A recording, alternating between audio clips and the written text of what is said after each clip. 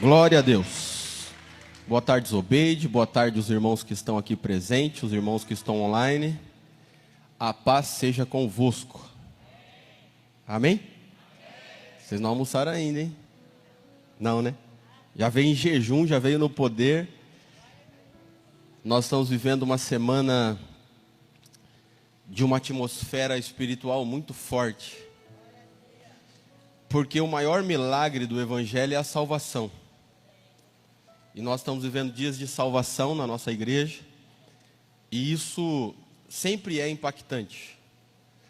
Porque imagina você estar no banco desta igreja todos os cultos e no fim você não receber salvação, porque você não dá crédito à palavra que você escuta. Seria muito triste. Este não é o fim que Deus desenhou para nós. Ele não quer apenas nos ver assentados no banco da igreja. O apóstolo Paulo diz que nós estamos assentados nas regiões celestiais.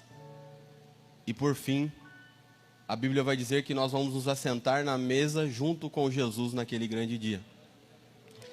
Então não queira apenas se assentar no banco da igreja.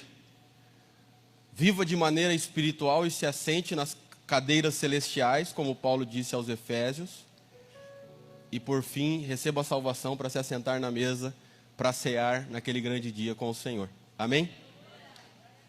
Glória a Deus. Eu quero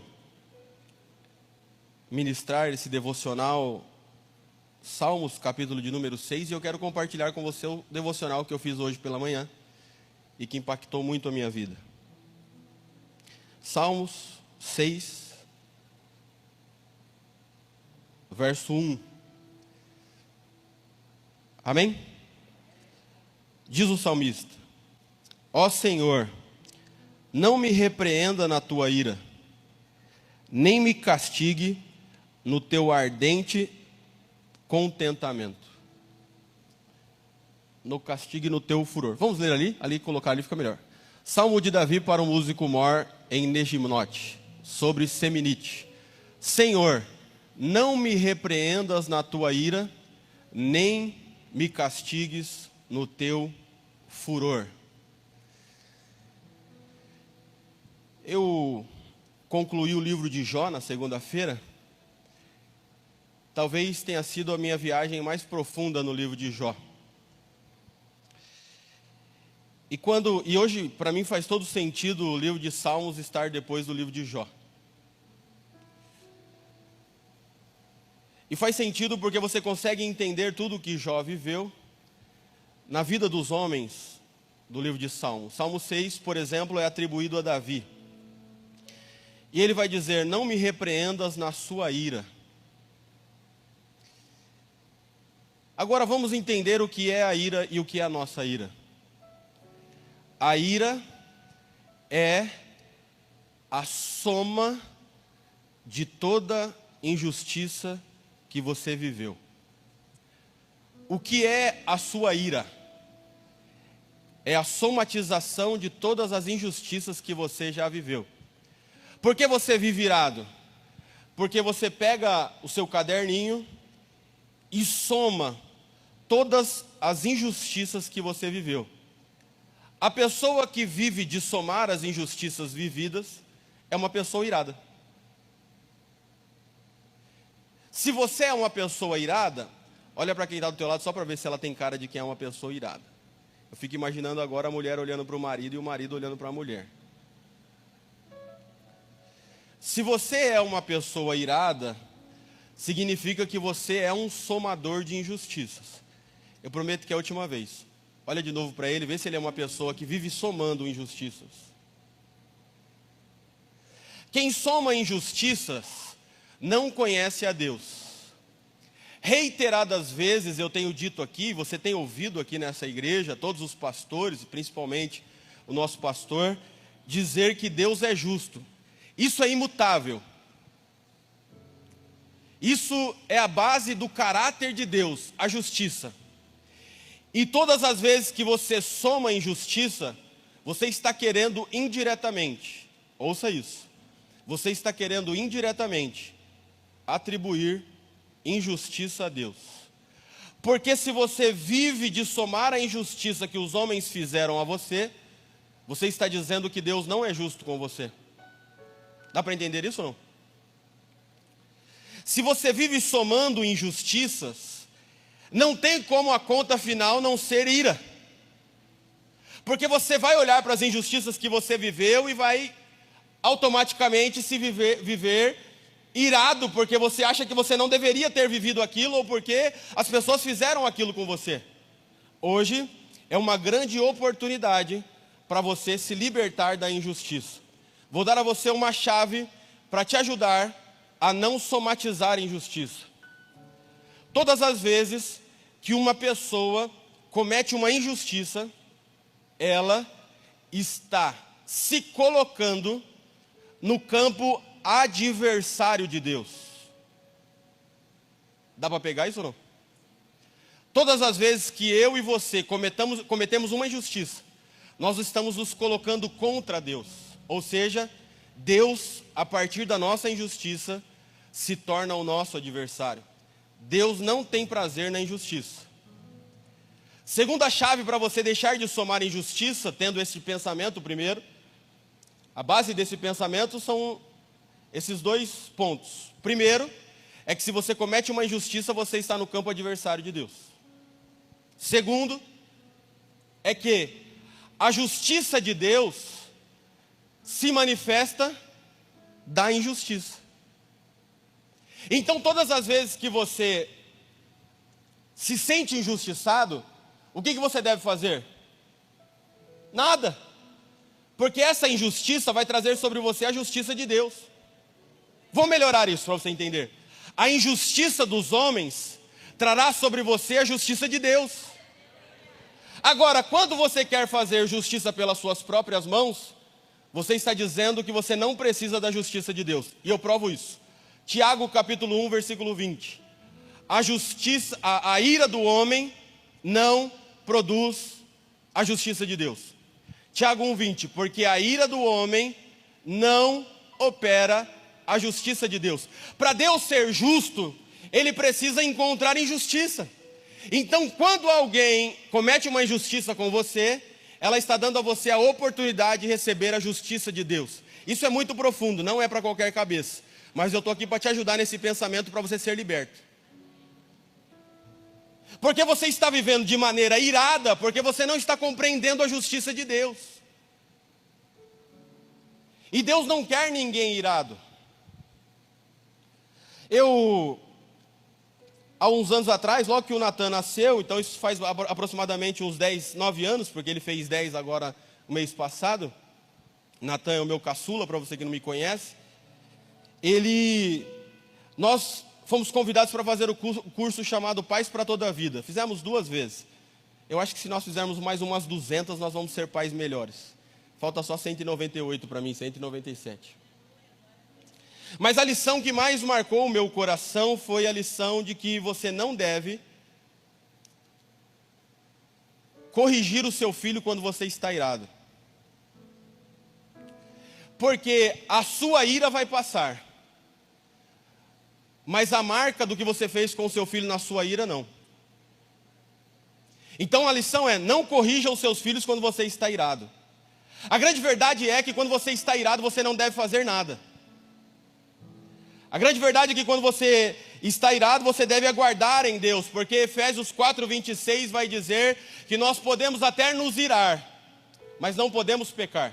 E o tema desse devocional é: a ira é o último passo. O próximo passo após a ira é o pecado. Efésios 4:26. Irai-vos e não pequeis, não se ponha o sol sobre a vossa ira. Ou seja, a ira não é pecado, mas o que você faz com ela é. Se sentir irado não é pecado, mas aquilo que você faz quando está irado torna-se pecado. Veja que o apóstolo Paulo vai escrever no texto que mais está me marcando no Novo Testamento neste tempo, é Efésios 4. Quanta riqueza tem nesse texto? Ficaria horas falando sobre ele versículo por versículo. Mas eu quero falar só desse versículo 26 hoje. A ira é o último passo que você pode tomar. Os homens vão lembrar do que eu vou falar agora. Eu sou um apaixonado por futebol, por exemplo. Eu amo futebol. Sempre amei. Joguei em algumas equipes de categoria de base. Então, para mim, falar de futebol faz parte da minha vida. Eu amo futebol. Vocês se lembram que os mais antigos, em épocas boas, anos 90, quando os jogadores ainda não eram tão cultos como depois do Kaká, né? Que o Kaká trouxe uma nova linguagem, uma nova roupagem, educação. Mas antes disso, vocês se lembram que quando algum time, os homens se lembram que quando, desculpa as mulheres, vou voltar só aos homens agora, talvez tenha alguma mulher que goste de futebol, não é nenhum problema. Quando os jogadores iam dar uma entrevista e o time estava péssimo, perdendo todos os jogos, os corintianos lembram bem disso. E essa risada confirma que é verdade. O time estava péssimo, o repórter vinha entrevistar e o time estava péssimo. E o jogador dizia, olha, nosso time está indo para o precipício, mas o nosso próximo passo vai ser maravilhoso. Se você está na beira do precipício, a única coisa que você não pode fazer é dar o próximo passo. A ira é isso. A ira é você estar na beira do precipício. O próximo passo é a queda. Perceba que o último passo do nosso comportamento é a ira. Tudo depois da ira é pecado. Se você tiver esse conceito, vai te ajudar a mudar os seus relacionamentos. Tudo que vem após a ira é pecado. Então, Deus nos dá a oportunidade de nos irar, mas de não pecar. Isso é muito incrível. E o mais incrível disso é que nós podemos ter o nosso comportamento mudado. E a causa disso é a soma de injustiças. A causa da ira é a soma de injustiças. Mas o Senhor nos dá a oportunidade de mudar. Nós estamos vivendo, por exemplo, na semana passada, o mundo noticiou a mesma coisa, porque teve o Oscar e aquele que estava apresentando, que é faz stand-up, né? Um comediante. Ele fez uma piada com a mulher do Will Smith, ele não gostou, o Will Smith foi lá. E o Denzel Washington disse para ele, você está vivendo um bom momento, ore, né? O Denzel Washington vem aconselhando ele, ambos cresceram na igreja, depois a vida levou outros caminhos, mas eles estão tentando, eu percebo ouvindo eles que eles estão, Denzel Washington é bem firme, mas o Will Smith dizendo que está tentando voltar às suas raízes cristãs. E o Denzel Washington falou para ele, no momento de crescimento você deve tomar cuidado, você deve orar. O Will Smith só não sabia que era para orar com imposição de mãos, né? Que ele foi lá e orou com imposição de mãos. Isso é só uma piada, essa não é oração de imposição de mãos, não. Mas todo mundo viu que ele se irou e a manifestação da sua ira. E isso é muito complicado porque Deus não quer deixar você marcado com isso. Ele quer mudar o seu comportamento. Porque o grande lance, se você perguntar, Júlio, qual que foi, você falou que fez uma viagem profunda em Jó, qual que foi a coisa mais profunda que você aprendeu? Eu te falo.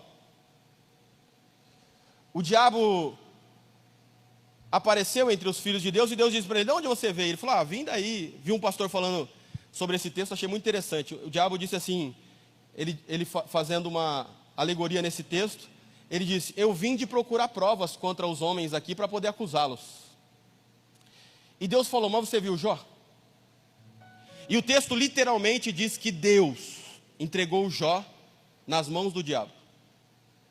É a Bíblia que diz, não eu. E o que o diabo fez? Pintou e bordou. Pintou e bordou. E o que eu aprendi de mais poderoso? No último capítulo, no capítulo 42, o verso 5, Jó disse, antes eu te conhecia de ouvir falar, mas agora eu te conheço de andar contigo. Presta atenção para mim, porque todo mundo já leu esse texto, 42, 5.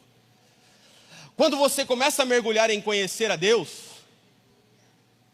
você vai ter a oportunidade de Deus apresentar você para você mesmo. Pera, você já perguntou o que Deus pensa de você? Deus começou a mostrar para Jó o que ele pensava de Jó. Ele disse para o diabo o que ele pensava de Jó, homem íntegro, reto, que se desvia do mal. O diabo não acreditou, talvez nem Jó acreditasse nisso sobre ele mesmo. Mas Deus deu a Jó a oportunidade do autoconhecimento. E Jó disse: agora eu te conheço, e porque eu te conheço, você se apresentou a mim. Como vocês sabem, eu sou pastor de adolescentes aqui. E a maior crise deles é a crise de identidade. E é fantástico como quando eles começam a se descobrir em Deus, Deus começa a apresentar quem eles são. Então eles já não são mais suicidas, e eles param com os pensamentos suicidas. Então Deus começa a apresentar eles para eles mesmos. Então eles param com as crises de ansiedade. Então Deus começa a apresentar eles para eles mesmos. Então eles param com a automutilação. Eu tenho dito para eles: vocês querem aprender sobre sexo? Pergunte para Deus. O diabo não é dono do sexo.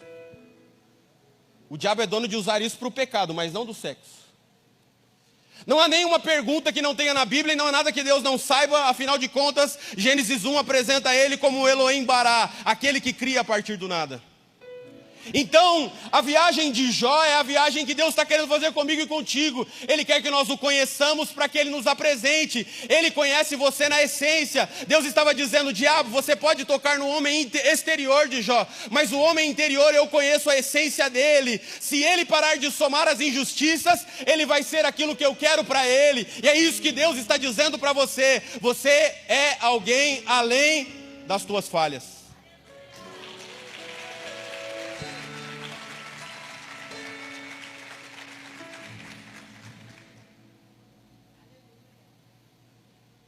Um pastor de família disse: qual é a palavra que a mulher mais quer ouvir do homem?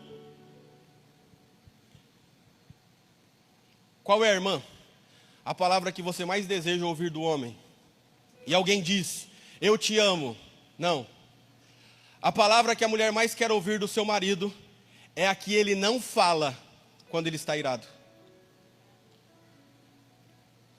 Porque homem é que nem enchente. Quando ele está nervoso, ele vai e fala, mas quando acabou a enchente, você já viu? Fica tudo tranquilo? Para o homem é assim. Eu sou homem. Deixa eu defender minha classe aqui. A gente fala achando que vai estar tudo bem. E a mulher, ela é o resultado da enchente. Você falou tanta coisa e ela está tudo fora do lugar, transbordou, molhou o sofá, voou, a geladeira está andando no meio da rua. Porque o que ela espera de nós é a palavra que nós não falamos quando estamos irados. E o que eu mais amo no Evangelho é a oportunidade de mudança, é a oportunidade de Deus mostrar a você a sua essência, é a palavra que nós não falamos quando estamos nervosos, é quando nós começamos a entender que a ira nos leva a ser quem nós não somos. E o diabo ama isso, fazer com que as suas atitudes sejam alguém que você não é. Esse é o diabo. Por isso que ele oferece o pecado. Porque ele ama fazer nós vivermos como quem não somos. E nós nascemos para reinar, para triunfar, sobretudo sobre nós mesmos.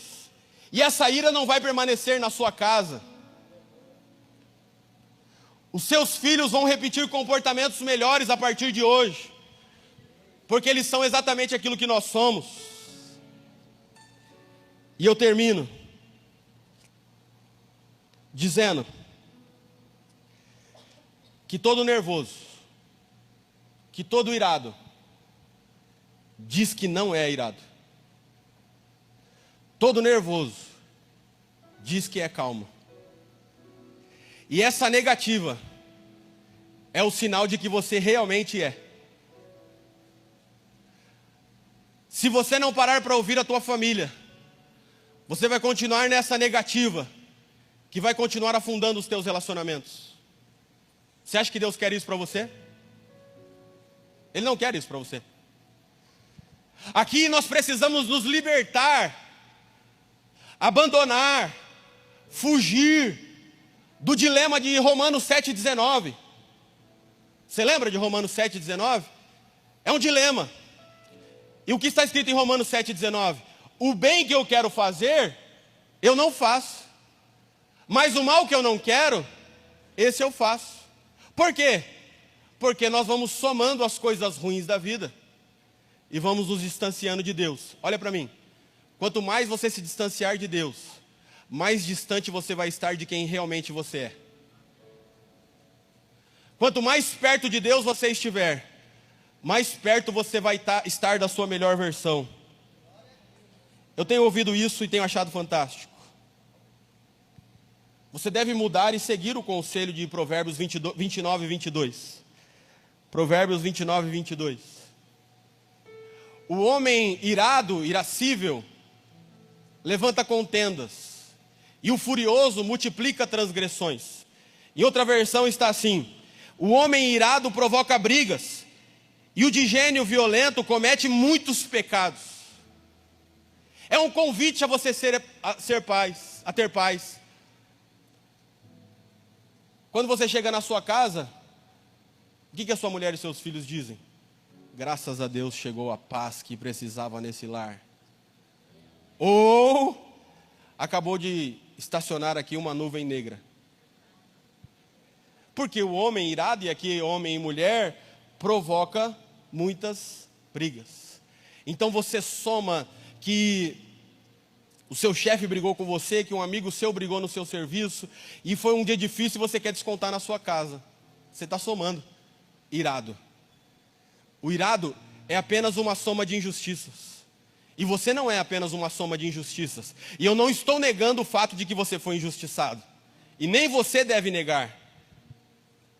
O que você tem que fazer é saber que você foi injustiçado e dizer a Deus: Deus, eu fui injustiçado. Eu abençoo essas pessoas que me injustiçaram, mas eu tenho um Deus que cuida de mim, ainda que alguém me abandone. Mas eu tenho um Deus que trabalha em mim, ainda que pessoas tenham desistido de mim. Porque eu tenho um Deus que me vê na essência e não na aparência. Na aparência, Davi era o menor. Na essência, Davi era o maior. Deus procura essência.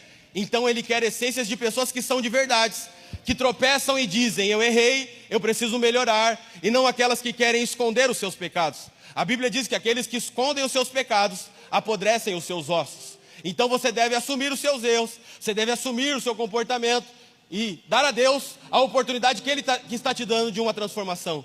Ele quer fazer coisas grandes na sua vida. E para concluir esta mensagem, nós estamos numa semana de salvação. Você pode se livrar da ira, você pode se livrar de ser irado, se tão somente hoje você liberar as pessoas que fizeram injustiças na sua vida.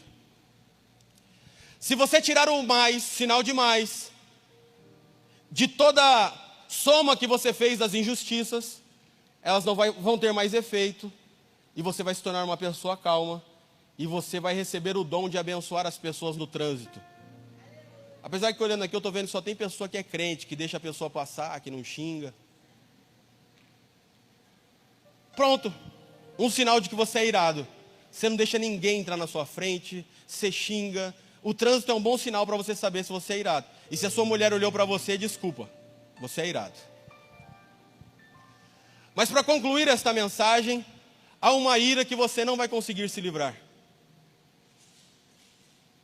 João Batista está batizando no Jordão. E ele diz aos fariseus e saduceus, aos escribas e saduceus. Mateus, capítulo de número 4, está escrito, verso 37 e 38, se não me falha a memória. Mateus capítulo 3, verso 7, não 37. E vendo eles muitos dos fariseus e saduceus que vinham ao seu batismo, dizia-lhes: raça de víboras, quem vos ensinou fugir da ira futura? Neste tempo Jesus é o nosso advogado. Mas haverá um dia que ele virá como juiz, e aí você não terá mais chance. E todos os teus pecados você terá que dar conta. A ira futura é o grande dia em que o Senhor virá buscar a sua igreja e depois o julgamento. E nesse julgamento ninguém pode fugir da ira de Deus, porque toda a sua vida vai ser passada num telão como esse, e você vai ver cada passo e todas as oportunidades que você teve de mudar e de aceitar a Cristo e não aceitou. A grande verdade é que essa semana é uma semana para você, é uma oportunidade para você e para a cidade de Ribeirão Preto receber a salvação que Jesus Cristo está fazendo. A IEQ Lagoinha é só um caminho que Deus está usando para salvar essa cidade nesta semana, enquanto nós estamos na Festa das Águas. Você que está me ouvindo online ou aqui, você não poderá fugir da ira vindoura. O Salmo 6 foi escrito por Davi, possivelmente, num momento que ele estava sofrendo a ira de seu filho Absalão. Possivelmente é nesse tempo que esse salmo é escrito. E ele está pedindo: Deus, não me castigue na sua ira. Não. E em toda a Bíblia, Deus nunca castigou ninguém na sua ira. Ele cobra, ele exorta, ele faz a pessoa passar pelas consequências, mas ele não trata ninguém na sua ira. Mas haverá um dia que ele vai tratar toda a humanidade na sua ira. E ninguém pode fugir, a não ser aqueles que entregaram a sua vida a Jesus Cristo, que passaram pelas águas do batismo e começaram a ter uma mudança de vida. Fique de pé, eu quero orar por você.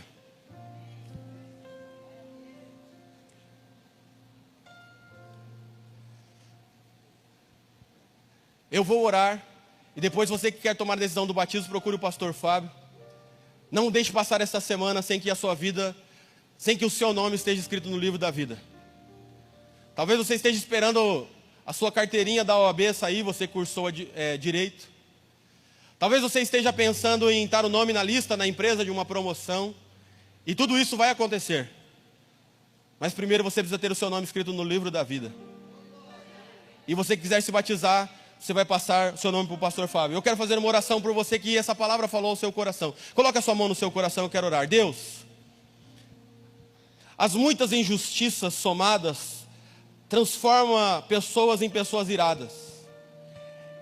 E não importa se estamos dentro da igreja, e mesmo ouvindo a tua palavra, se nós não entendermos que o Senhor é justo, e que as pessoas que não nos causarem injustiça precisam ser liberadas por nós, porque na verdade nós vivemos da sua justiça e não da justiça dos homens, nós continuaremos irados.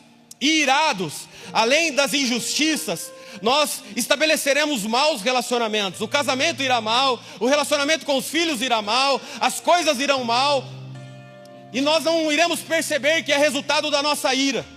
Mas nessa tarde o Senhor está nos dando a chance de mudar o nosso comportamento.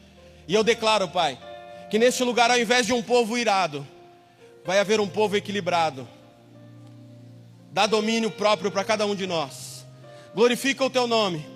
Que esta palavra restaure casamentos, restaure relacionamentos, porque a ira sendo tirada, a paz é estabelecida, a harmonia é estabelecida, a tua graça é estabelecida. Eu declaro a tua bênção sobre o teu povo, Pai, em nome de Jesus.